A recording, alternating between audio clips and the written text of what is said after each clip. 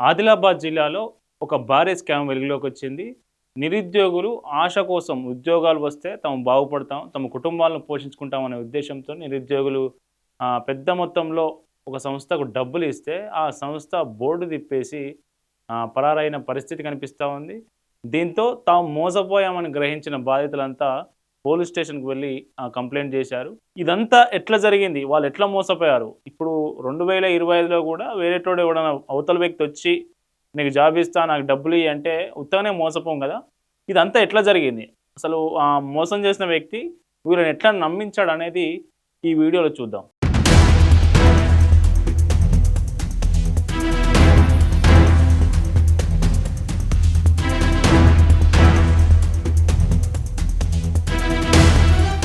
Criminal Krishna లీలలు. ఈయన పేరు జాదె కృష్ణ. జాదె కిషన్ అలియాస్ కృష్ణ. ఈయన ఎన్ఆర్ఐ. నేనొక ఎన్ఆర్ఐని అంటూ ఆదిలాబాద్‌కొచ్చిండు. ఆదిలాబాద్‌లోకి వచ్చి ఒక ఆఫీస్ ఓపెన్ చేసిండు.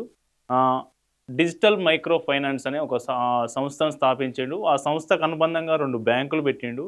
అంటే చిన్న చిన్న సిబ్బందితో చిన్న చిన్నగా బ్యాంకులు పెట్టిండు. పెట్టిన తర్వాత లోకల్ ఎమ్మెల్యే, లోకల్ ప్రజాప్రతినిధులు వీళ్ళందరితో కలిపి ఒక పెద్ద హోటల్‌లో ఒక పార్టీ ఇచ్చిండు. నేను ఎన్ఆర్ఐని, ప్రజలకు సేవ చేయడానికి వచ్చిన, ప్రజలకు పేద విద్యార్థులకు, చదువుకున్న విద్యావంతులకు ఉపాధి కల్పించేందుకు నేను ఇక్కడికి వచ్చినా అని చెప్పిండు. అయితే ఈయన సూటు బూటు వేసుకోవడం, ఈ బ్యాంకులు చిన్న చిన్న బ్యాంకులు లాంటి 2 సంస్థలు స్థాపించడం, డిజిటల్ మైక్రో ఫైనాన్స్ ఆఫీసులు ఆదిలాబాద్ జిల్లాలోని ఉట్నూరు, జైనూరు 2 చోట్ల పెట్టిండు. పెట్టడంతోని నిజానికి మనకు ఎమ్మెల్యే వెడుమ బొజ్జ కూడా ఈయనను ఆఫీస్ ఓపెన్ చేయించడం కావచ్చు, ఆయనకు సంబంధించిన కార్యక్రమాల్లో కూడా ఈ కృష్ణ అనే వ్యక్తి పాల్గొనేవాడు. అయితే ఇదంతా బయటకు చూసే వాళ్ళకి ఏమర్థమైందంటే, ఈయన వెడుమ బొజ్జకు అత్యంత సన్నిహిత వ్యక్తి ఉన్నట్టున్నాడు, నమ్మకస్తుడు, మంచి సూట్ బూట్ వేసుకున్నాడు, ఎన్ఆర్ఐ అన్నాడు, బాగా డబ్బులు ఉన్నట్టున్నాయి. 2 సంస్థలు ఆల్రెడీ 2 బ్రాంచులు స్టార్ట్ చేసిండు. ఒకటి ఉట్నూరులో, ఒకటి జైనూరులో అని అందరికీ నమ్మకం వచ్చేసింది. నమ్మకం వచ్చిన వెంటనే ఈయన కృష్ణ అనే వ్యక్తి గ్రామాలు తిరగడం ప్రారంభించిండు.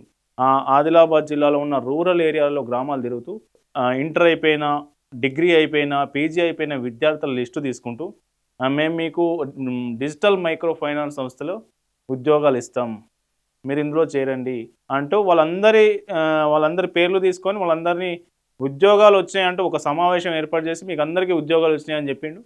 చెప్పిన తర్వాత డబ్బులు వసూలు చేయడం ప్రారంభించిండు. దాదాపు 500 మంది వరకు, 500 మంది దగ్గర మీకు యూనిఫామ్‌కి, షూస్‌కి ఒక ఫైనాన్స్ సంస్థలో పనిచేయాలంటే యూనిఫాము, షూస్ ఇట్లాంటి మెయింటెనెన్స్ ఇవన్నీ ఉంటాయి కాబట్టి మీరు తలా 20,000, ఇంకో కొంచెం మంచి పొజిషన్‌లో ఉన్న వాళ్ళైతే 30,000, 40,000, 50,000 వరకు ఇట్లా నమ్మబలికి వాళ్ళందరి దగ్గర డబ్బులు తీసుకున్నాడు. మీకు అపాయింట్మెంట్ ఆర్డర్లు త్వరలో వస్తాయని చెప్పిండు. టైం లేదు కాబట్టి అందరూ రమ్మన్నారు కాబట్టి నేను వచ్చిన టైమింగ్ 24వ తారీఖు నాడు మనకు గాలి ఓపెనింగ్ ఉంటుంది ఇక్కడ ఆదిలాబాద్. సరేనా? వీళ్ళంతా వెయిట్ చేస్తూ ఉన్నారు. అతను చెప్పిన గడువు అయిపోయింది. వాట్సాప్ గ్రూప్ ఒకటి ఫామ్ చేసిండు. ఆ వాట్సాప్ గ్రూప్లో అతను కూడా ఉన్నాడు. ఆ వాట్సాప్ గ్రూప్లో లేదు త్వరలో వస్తాయి, త్వరలో వస్తాయి, త్వరలో వస్తాయని ఇట్లా నమ్మవలుకుతూ వస్తూ ఉన్నారు. అప్పటికే ఈ ఉద్యోగాల కోసం డబ్బులు ఇచ్చిన వారెవరో, వాళ్ళకు డబ్బులు ఇచ్చిన నిరుద్యోగులు ఉన్నారు కదా, వాళ్ళందరిలో ఒక అనుమానం రేకెత్తింది. అసలు ఇతను ఫ్రాడా, మంచి వ్యక్తి అనే అనుమానం రేకెత్తింది. అప్పుడే మన కృష్ణ ఒక ఎత్తుగడ వేసిండు. ఏం ఎత్తుగడ వేసిండు అంటే, మన ఆదిలాబాద్లో రిమ్స్ ఉంటుంది, Rajiv Gandhi institute of medical science అనే పెద్ద హాస్పిటల్ ఉంటుంది. రిమ్స్కు నేను వైద్య పరికరాలు కొని డొనేట్ చేస్తున్నా, ఇదిగో కావాలంటే లిస్టు చూడండి అని ఒక ఏమేమి పరికరాలు ఉంటాయో ఆ పరికరాలతో ఒక లిస్టు వాట్సాప్ గ్రూప్లో వేసిండు. ఓహో నిజమేనా, ఇతను నిజంగా రిమ్స్కే పరికరాలు డొనేట్ చేస్తున్నాడంటే మన డబ్బులు ఎక్కడికి పోవు, మనం ఇతను నమ్మొచ్చు అని అట్లా ఒక 1 మంత్ ఆగిరు. కానీ రిమ్స్కు పరికరాలు డొనేట్ చేసే డేట్ ఏదైతే ఉంటుందో ఆ డేట్ కూడా అయిపోయింది. ఇతను చెప్పిన మాటలన్నీ ఒక్కొక్కటి విఫలమవుతూ వస్తూ ఉన్నాయి. వీళ్ళలో నమ్మకం అట్లే సన్నగిలుతూ వస్తూ ఉన్నది. ఆ తర్వాత మరి మీరు చెప్పిన డొనేట్ చేస్తున్న పరికరాల డేట్ కూడా అయిపోయింది కదా, మీరు డొనేట్ చేస్తున్న తేదీ కూడా అయిపోయింది కదా అని వాట్సాప్ గ్రూప్లో పలువురు నిరుద్యోగులు ప్రశ్నిస్తే, కొంత డబ్బుల కారణంగా ఆలస్యం జరిగిందని ఏదో బుకాయించే ప్రయత్నం చేశారు. కానీ అప్పటి నుంచి ఇప్పటి వరకు అక్కడెక్కడా కనిపించడం లేదు. దీంతోని నిరుద్యోగులు ఎవరైతే డబ్బులు ఇచ్చారో ఆ నిరుద్యోగులు దాదాపు 124 మంది పోలీస్ స్టేషన్‌కి వెళ్ళి కంప్లెయింట్ రాసి ఇతని మీద చర్యలు తీసుకోవాలని ఫిర్యాదు చేశారు. మనం చూడొచ్చు.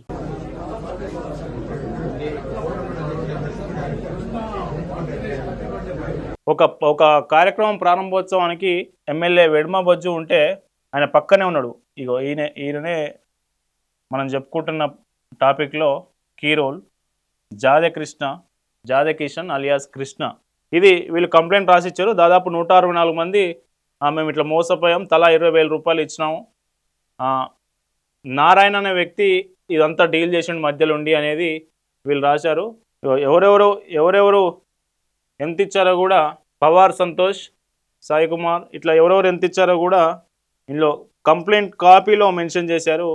మనం చూస్తాం ఇంతకుముందుకు వెడ్మా ఫౌండేషన్ కార్యక్రమంలో కూడా ఎమ్మెల్యేతో పాటు పక్కనే కూర్చున్నాడు ఇతను కృష్ణ అనే వ్యక్తి. ఈ డిజిటల్ మైక్రో ఫైనాన్స్ కంపెనీ ఓనర్గా చలామణి అవుతున్న ఈ వ్యక్తి ఇతనే ఎమ్మెల్యే పక్కనే ఉండి ఈ వెడ్మా ఫౌండేషన్ ఏదైతే ఉందో ఆ ఫౌండేషన్ కార్యకలాపాలు కూడా ఎమ్మెల్యేకి సంబంధించిన ట్రస్ట్ ఫౌండేషన్ కార్యకలాపాలు కూడా ఈయన జాదకృష్ణ అనే వ్యక్తి చూసుకునేవాడనే చర్చ జరుగుతూ ఉంది. మళ్ళీ అందులో వాస్తవం ఉందా లేదా తెలియదు, కానీ మొత్తానికి ఎమ్మెల్యేతో ఉండడం వల్ల ఈయనకు నమ్మకమైన వ్యక్తి ఎమ్మెల్యేతోనే ఉంటున్నాడు కదా, ఎమ్మెల్యే ప్రధాన అనుచరులు లెక్కనే ఉంటున్నాడు కదా అని నిరుద్యోగులంతా నమ్మినట్లు మనకు తెలుస్తూ ఉంది. ఇక్కడ చూడు, మరో కార్యక్రమంలో కూడా ఎమ్మెల్యే పక్కనే ఉన్నాడు జాదే కృష్ణ అనే వ్యక్తి. ఇందులో కొందరు నంబర్లు ఉన్నాయి, బాధితుల నంబర్లు మన దగ్గర ఉన్నాయి, వాళ్ళతో మాట్లాడదాం. అసలు ఎట్లా ఈ ఫ్రాడ్ జరిగింది, ఎట్లా అతను నమ్మించాడనే వివరాలు ఒకసారి తెలుసుకునే ప్రయత్నం చేద్దాం. హలో, నమస్తే అండి, మేము పల్లవి మీడియా నుంచి మాట్లాడుతున్నాము. ఇది ఒట్టూరుకు సంబంధించి మైక్రో ఫైనాన్స్ బాధితురాలా మీరు? అవును సార్. ఎట్లా జరిగింది మేడం? అసలు మీరు లైవ్లో మాట్లాడుతున్నారు, అసలు ఈ ఫ్రాడ్ ఎట్లా జరిగింది, అతను మిమ్మల్ని ఎట్లా నమ్మించాలో ఒకసారి వ్యూవర్స్ చెప్తారా? అంటే మాకంటే ఏం తెలియదు సార్. మేము పోయినప్పుడు ఇట్లా జాబ్స్ ఆఫర్ ఉంది రమ్మని చెప్పిండు వేరే వాళ్ళ ద్వారా. మేము అట్లా వెళ్ళినాం, మేము కలిసినాం. ఫస్ట్ కలిసినప్పుడు పైసలు అనలేడు అతను కూడా. సెకండ్ రోజు అన్నాడు, మళ్ళీ మెసేజ్ పెట్టిండు, అందరి ఫోన్ నెంబర్ తీసుకుని గ్రూప్లో మళ్ళీ ఒక్కొక్కరు 20,000 ఇవ్వాలి అని మెసేజ్ పెట్టిండు. మళ్ళీ మేము కూడా మెసేజ్ పెట్టినాం రిటర్న్. అప్పుడు సార్ మీరు ఫస్ట్ వద్దన్నారు, గట్లెట్లా మళ్ళీ డబ్బులు అడుగుతుందంటే, ఇగో మీకు ఫారెన్ నుంచి మంచి కాస్ట్లీ డ్రెస్లు వస్తాయి, షూస్లు వస్తాయి, మీరు మన బ్యాంకు ఆఫీస్ అంటే లెవెల్ మొత్తం ఫారెన్ నుంచే ఉంటది కాబట్టి ఫారెన్ డ్రెస్లే ఉంటాయని అన్నాడు. అట్లా అని అందరూ ఇచ్చినాం సార్. అట్లా జాబ్ అంటే ఇప్పుడు పల్లెటూరు వాళ్ళం సార్, మేము జాబ్ల కోసము ఎంతో ఆశ పెట్టుకొని ఉంటున్నాం. ఒక వ్యక్తి వచ్చి జాబ్ అనగానే అందరం నమ్మేసినాం సార్. మేము అసలు ఇప్పుడు అతను మీలలో ఇలాంటి నిరుద్యోగుల్లో నమ్మకం కలిగించడానికి అతను ఏం చేసిండు? ఇప్పుడు అతను చాలా మంది లోకల్ లీడర్లతో కార్యక్రమాల్లో అటెండ్ కావడం కావచ్చు, వాళ్ళతో కలిసి తిరగడం కావచ్చు, సూటు బూట్ వేసుకోవడం కావచ్చు, ఇట్లాంటి అన్ని చేసిండు. ఒక ఎన్ఆర్ఐ అని చెప్పుకున్నట్టు మనం తెలుస్తా ఉంది. మీరు ఎట్లా నమ్మిర్రు అతను? మేము అంటే పర్టికులర్ గా నమ్మినాం అంటే నమ్మలేం సార్. అంటే జాబ్ అన్న ఒక ఆశ తోటి నమ్మినాము. ఇప్పుడు రాజకీయ నాయకులతో కూడా ఆయన ప్రయాణం చేసిండు. మన ఊరోళ్ళే కదా, మనకు ఎమ్మెల్యేలు వీళ్ళందరూ ఉన్నారు కదా, అట్లా ఆ ప్రకారం నమ్మినాం అందరము. మన ఊరోళ్ళు మనకు సపోర్ట్ గా ఉన్నారు కదా, వాళ్ళకి ఏదైనా మంచి చెడు తెలుస్తుంది కదా సార్. మాకు మేమేమన్నా తప్పు చేసినా కూడా వాళ్ళు మాకు చెప్పుతారు కదా సార్, వాళ్ళే కలిసి ఉంటాను కదా, మాట్లాడుతుండ్రు కదా అని అట్లా ఆలోచించినాం అంతే సార్. మేము ఇప్పుడు దాదాపు ఎంతమంది అమ్మ బాధితులు ఆయన దగ్గర డబ్బులు కట్టి మోసపోయిన వాళ్ళు? ఇక్కడ మాక్సిమం 164 దాకా ఉన్నారు సార్ బ్రాంచ్ ఉట్నూరులో. ఓకే, ఒక ఉట్నూరు ఒకటే 164 అనుకుంటున్నా నేను. అదే ఈ రేపు మేము మోసపోతున్నాం అన్న రోజు ఈవినింగ్ కూడా నలుగురిని యాడ్ చేసిండ్రు. అంటే ఇప్పుడు జైనూరు కూడా ఇంకో బ్రాంచ్ పెట్టినట్టున్నాడు కదా బ్యాంకు, మైక్రో ఫైనాన్స్ బ్యాంక్. అవును సార్, అక్కడ కూడా జైనూరు బ్రాంచ్ అని వీడియో తీసి పెట్టిండు. అందరు వెళ్ళాలన్నాడు, అక్కడికి వెళ్ళాలన్నారు. అది ఎప్పుడు జీతం అడిగినప్పుడల్లా అక్కడ క్యాన్సిల్ చేసిండు. ఆదిలాబాద్లో ప్రోగ్రామ్ పెట్టిండు, అక్కడ జీతం అంటే అక్కడ క్యాన్సిల్ చేసిండు. ఒకరోజు ట్రైనింగ్ అని చెప్పి అందరినీ తీసుకెళ్ళి అక్కడ అట్లా పెట్టిండు సార్. ఎప్పుడైనా జీతం అడిగినప్పుడల్లా ఏదో ఒక చిన్న ప్రోగ్రామ్ పెడుతుండు. జీతం అన్నప్పుడల్లా మాకు ఇక్కడ సిగ్నల్ లేవు, అమౌంట్ పడది ఇంతమందికి అని చెప్పిండు సార్. అన్ని అబద్ధాలు చెప్పిండు, బాగానే అబద్ధాలు చెప్పిండు అతను. ఇప్పుడు ఈ మీకు ఇతను మోసం చేసిపోయింది కదా, మీరు మీ మన ఎమ్మెల్యే వెడుమ బొజ్జ గారిని ఏమైనా సంప్రదించారా? సార్ ఇంకా లేదు సార్, సార్ లేడని అని అన్నారు గ్రూప్ లో వాళ్ళందరూ. ఆ, సార్ ఇట్లా ఊరికి వెళ్ళిండట, వచ్చినాక అందరం కలుస్తాము, ఆ. సార్ మనకు సహాయం చేస్తాడు అని అన్నారు. ఓకే. ఇప్పుడు అంత బాధితులందరి అమౌంట్ కలిపితే ఎంతవరకు ఉండొచ్చు దాదాపు?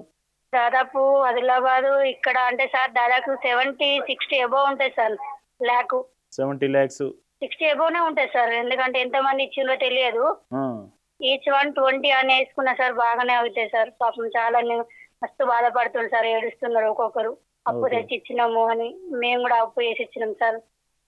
నువ్వు ఎంతవరకు చదువుకున్నావమ్మా? నాది డిగ్రీ అయిపోయింది సార్. ఎంఏ తెలుగులో ఇప్పుడు స్టార్ట్ చేసిన ఎడ్యుకేషన్. అయితే ఇక మేము కూడా నిరుపేద వాళ్ళమే సార్. మేము కూడా జాబు అంటే ఆశతోటి దగ్గర కదా ఉన్న ఊర్లో చేయొచ్చు అని. ఓకే. ఇప్పుడు పోలీసుల నుంచి ఎట్లాంటి రెస్పాన్స్ ఉంది మీకు? వాళ్ళు మేము ఎఫ్ఐఆర్ నమోదైందా, లుక్అవుట్ నోటీస్ ఇట్లాంటివి ఏమన్నా ఇచ్చారా? సార్ మేము వెళ్ళి అక్కడ పేపర్లు రాసి ఇచ్చాం సార్ అందరము. ఉమ్, సార్ అయితే ఆదిలాబాద్ నుంచి సార్ అన్నారట 2 days టైం ఇవ్వండి, మేము ఏదో ఒకటి చేసి చెప్తామని అన్నారట. అప్పటి వరకు ఎవరు సైలెంట్గా ఉన్నాం సార్. 2 days టైం అడిగింది కదా, వాళ్ళ మాట కూడా వినాలని ఉమ్. అట్లా చెప్పిండట సారు. అందుకే గ్రూప్లలో చెప్పారు మాకు, సార్ ఇట్లా టైం అడిగిండు, తర్వాత మనం ఫర్దర్ గా తీసుకుందాం యాక్షన్, ఇప్పుడు సార్ మాట విన్నాము అని అన్నట్టు మాట్లాడిండు అందరు. సార్ అంటే ఎవరు? ఎమ్మెల్యే గారా? అక్కడ Adilabad police officer, SP police వాళ్ళ అట్లా. అఖిల్ మహాజన్ గారు. అదే సార్, మేము అక్కడికి వెళ్ళలేము, మేము ఇక్కడనే ఉన్నాం సార్. అట్లా ఓకే. మళ్ళీ తర్వాత ఏం చేయబోతున్నారమ్మా మీరంతా? ఏం లేదు సార్, ఏం చేయాలో ఎవరికి ఏం అర్థమైతే లేదు. ఏ రియాక్షన్ కూడా తీసుకోలేకపోతుండ్రు. అతను దొరికితే బాగుండని అందరూ కోరుకుంటాను సార్. ఇప్పుడు అతను ఎక్కడున్నాడో ఎవరికైనా తెలుసా? ఇప్పుడు ఇతను అనుచరులు ఉంటారు మా జైనూర్లో కావచ్చు, ఉట్నూరులో కావచ్చు. ఎవరికి తెలియదు సార్, అందరూ షాక్ లో ఉన్నారు. ఎవరికి ఏం తెలియదు పాపం. ఏం తెలియనట్టే ఉన్నాం మేము. ఎవరిని అడిగినా మాకేం తెలియదు. ఇప్పుడు మీ దగ్గర డబ్బులు వసూలు చేసింది ఈ సంస్థలు స్థాపించినటువంటి జాదే కిషన్ కృష్ణనా, లేదంటే నారాయణ అని మీరు ఎఫ్ఐఆర్ కాపీలో మీ కంప్లైంట్ కాపీలో రాశారు? నారాయణ ఎవరు? నారాయణ అంటే సార్ నాకు అయితే పరిచయం లేదు నారాయణ అనే సారు.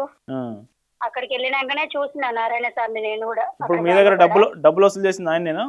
అవును సార్. ఆయన అంటే సారు వెనుకుండి ఈయనను ముందు పెట్టాడు నారాయణ సార్ని అంతే. మొత్తం ఈయన ముందు పెట్టి ఆయన చేయాల్సిందంతా చేసి ఆయన చేసి ఈ నారాయణ సార్ను ముందు పెట్టేసింది సార్. ఓకే. ఇప్పుడు అతను ఎక్కడున్నాడో ఎవరికి తెలియదు అంతేనా? ఎవరికి తెలియదు సార్. అంటే ఇప్పుడు మన స్టేట్ లోనే ఉన్నాడా, మన కంట్రీలో ఉన్నాడా, వేరే ఫారెన్ కంట్రీస్కి వెళ్ళిపోయిందా? తెలియదు సార్, మాకేం తెలియదు అసలు. అతను అప్పుడే చూడడం, మేము బ్యాంకుల్లో చూసినాం అతన్ని. జాబు అన్నప్పుడే చూసినాము. ఓకే. చూసారు కదా ప్రజలారా, పాపం డబ్బు మనకు ఒక జాబ్ వస్తే కుటుంబాన్ని పోషించుకుంటాం. ఉన్న ఊర్లో జాబ్ వస్తే తాము జీవనం భవిష్యత్తు బాగుంటుందనే ఉద్దేశంతో వాళ్ళు ఒక వ్యక్తిని నమ్మితే వాళ్ళు దాదాపు వందలాది మంది నిరుద్యోగులను మోసం చేసి వాళ్ళ దగ్గర డబ్బులు తీసుకొని ఉడాయించినటువంటి వ్యక్తి జాదే కృష్ణ అని చెప్పుకోవచ్చు మనం. మరి దీనికి సంబంధించి ఎమ్మెల్యే వెడ్మ బొజ్జు ఏమైనా రెస్పాండ్ అవుతారా? గవర్నమెంట్ కూడా, సీఎం రేవంత్ రెడ్డి ప్రభుత్వం కావచ్చు, ఆదిలాబాద్ ఇన్ఛార్జ్ మంత్రిగా ఉన్నటువంటి సీతక్క కావచ్చు, వీళ్ళు ఏమైనా చర్యలు తీసుకుంటారా? బాధితులకు న్యాయం చేస్తారా? వేచి చూద్దాం. థ్యాంక్ యూ అమ్మా. Thank you sir.